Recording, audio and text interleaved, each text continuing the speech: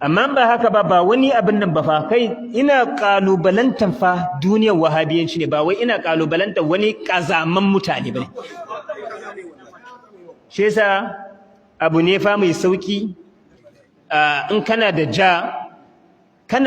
ja ne tare da littafin malamin ka ba da ni ba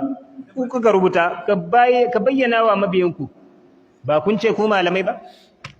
shekara nawa kuka damu mutane da surutun banza a gidan TV amma kun gagari ku ba da ansa akan wayannan masaloli kun gagara kun nuna ajazin